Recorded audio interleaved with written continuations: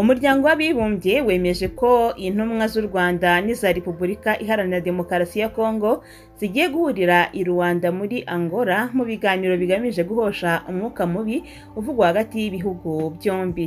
Ni umwuka ushingiye ku birego RDC ishinja leta y'u Rwanda ko yabifasha umutwe wa M23 mu gihe u Rwanda rwo rushinja iki gihugu gukorana n'umutwe wa FDLR ndetse ingabo zacyo ziheruka kurasa ku butaka bw'u Rwanda ibisasu bitandukanye byasenye inzu bikanakomeretsa abantu.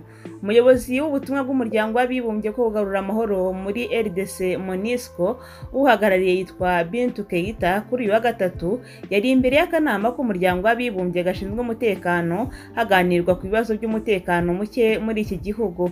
Yavuze ko ibyo bibazo by'umwihariko ibijyanye no kubura imirwano kwa M23 bishobora gusubiza inyuma intambwe zari zimaze kugerwaho hiyushywa kuya mu mutekano muri RDC no mu karere muri rusange. Bintu Keita yavuze ati bityo ndasaba RDC n'u Rwanda kwifashisha inama igiye guhuzwa na Perezida Joao Lourenço i Rwanda nk'umwanya wo gukemura ibyo batumvikanyeho ariko binyuze mu biganiro. Ati hagati aho ni ngombwa ko ibihugu byombi bikomeza gukoresha inzira zashyizweho mu karere nk'uburyo bwo kugenzura ibibera ku mipaka mu gukemura ibyo batumvikanyeho kandi bishingiye ku bimenyetso bifatika. Ntabwo umunsi nyirizina ibi biganiro bizaberaho uratangazwa, gusa mu kanama gashinzwe umutekano ibihugu byinshi byagaragaje ko bishyigikiye ubu buryo bw'ibiganiro bugiye kuba.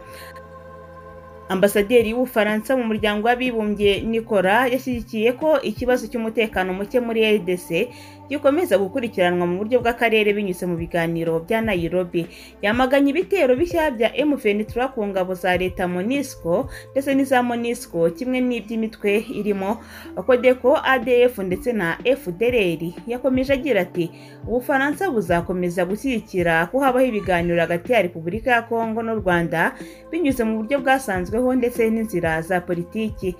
Ati ndanagaruka ku bahuza bwatangijwe na Perezida wa Repubulika ya Angola ku bufatanye n'ubumwe bwa Afurika. Ambasaderi wungirije we wa Leta Zunze Ubumwe za Amerika Richard we yasabye imitwe yitwaje intwaro ikorera muri RDC guhagarika ibikorwa byayo igashyira intwaro hasi iyo mu gihugu igafashwa gusubira mu buzima busanzwe nayo ikomoka mu mahanga igasubizwa iwabo.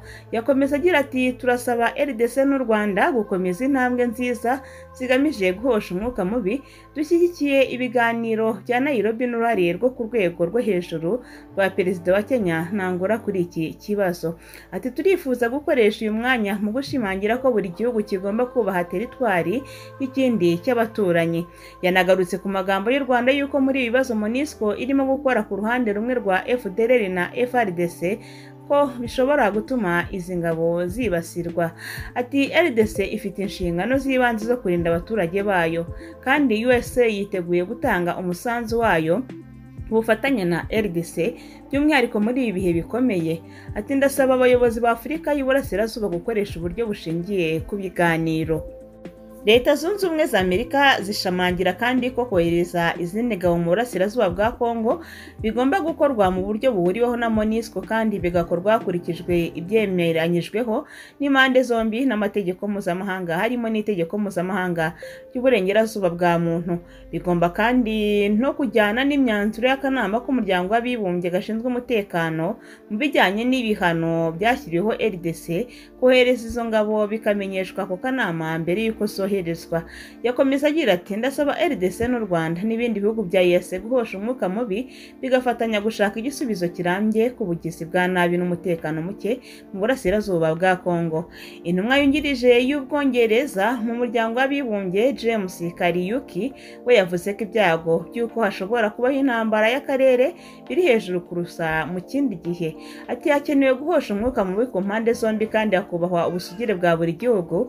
Guhosha umwuka mubi kandi bigomba kugendana no kurwanya imvugo z'urwango cyangwa se gushaka gushora abantu muri ibyo bikorwa. Yashimye ibiganiro birimo kugirwamo uruhare na Perezida Kenyatta wa Kenya ndetse n'uwa Angola avuga ko Ubwongereza bubishyigikiye. Yashimangiye ko gukemura ibibazo biri hagati y'u Rwanda na RDC abona igisubizo kiri mu biganiro n'inzira za politiki kurusha imbaraga za gisirikare. Yanasabye kandi leta ya Kongo ko muri ibi bihe ikwiye gukuramo ibihe bidasanzwe yashyizeho mu mu ntara ya Ituri na Kivu y'Amajyaruguru hagasubizwaho ubuyobozi bwa gisivili bwasimbujwe ubuyobozi bwa gisirikare. Hagati aho ariko MONUSCO yavuze ko M23 ifite intwaro ziruta iz'ingabo za Kongo ndetse n'iza MONUSCO byose bigiye hamwe.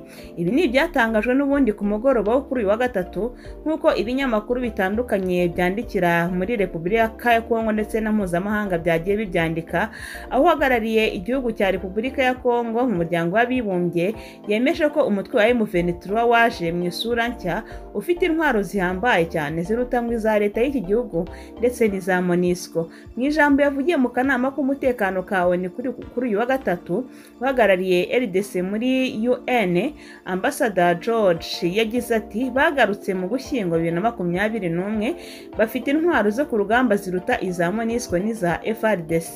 Ati bafite ubushobozi bwo guhanura indege mu kirere, gutera ubwoba intara ya Kivu ya ruguru n'ibindi byaha mu bindi bice bya Kongo. Ati wasobanura ute ko uko kongera kugaragara k'uwo mutwe inyuma y'icyo gihe warabuze kandi ninde uri inyuma y'uwo mutwe ukawuha intwaro atari u Rwanda na Uganda?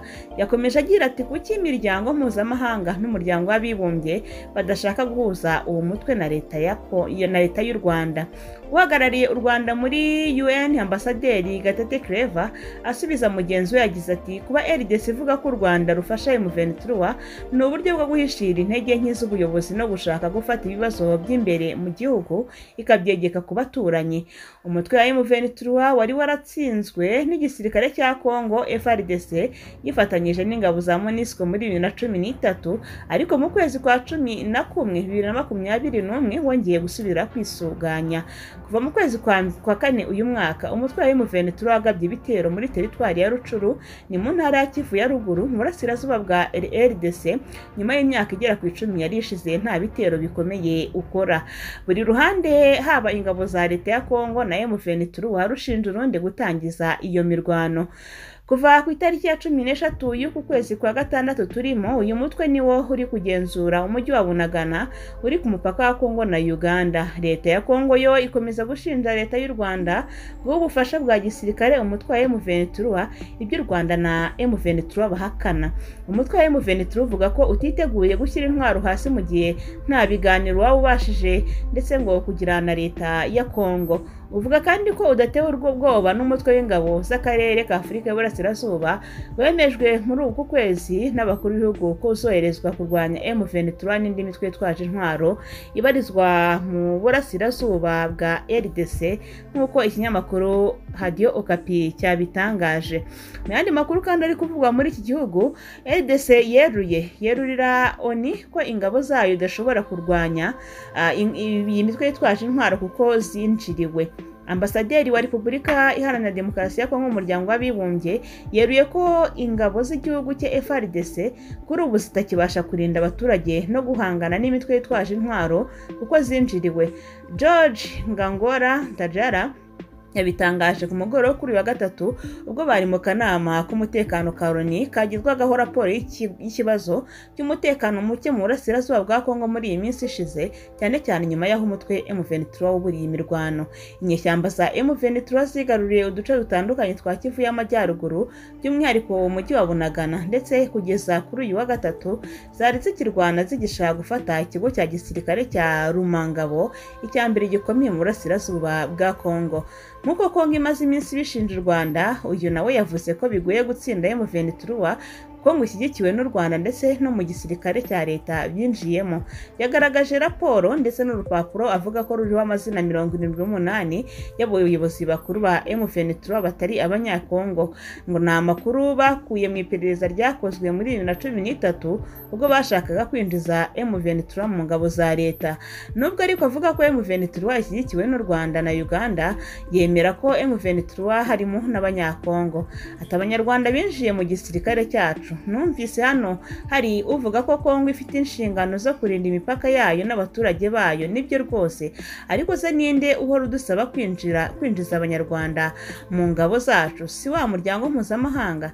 Ati buri gihe iyo habaye umutwe witwaje intwaro woroheje muratubwira ngo mukwiriye kuganira bikarangira abantu binjijwe mu gisirikare. Akomeza agira ati abo bantu bose bazana n'amapeti yose bihaye, umwe ati ngende general, undi ati ndi colonel, undi ati ndi major, nta na hamwe baba baragiye mu myitozo ya gisirikare ngo ni amapeti afite aho ashingiye. Yavuze ko FARDC kuri ubu nta bushobozi ifite bwo kurinda abaturage kuko atari igisirikare gikorera igihugu kimwe. Ati dufite igisirikare cyinjiriwe cyane, none murashaka gute ko icyo gisirikare kirinda abaturage?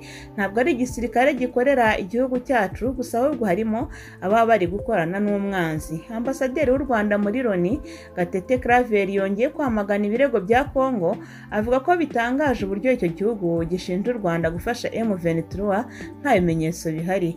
Abasirikare b'abanyapolitiki ba Kongo bakomeje gushinja u Rwanda ibinyoma byo gushyigikira umutwe wa M23. Ati gitangaje ariko barabivuga, nyamara dufite urwego rwashyizweho rushinzwe kugenzura ibyo birego.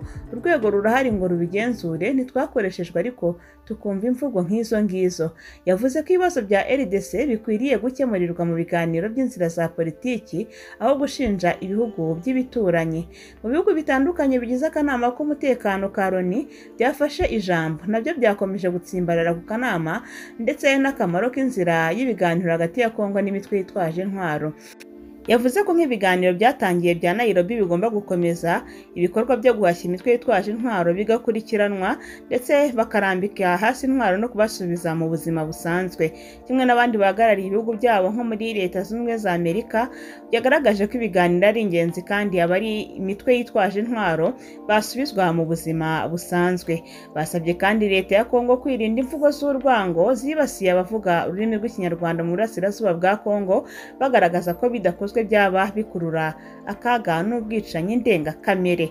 Mwakoze cyane.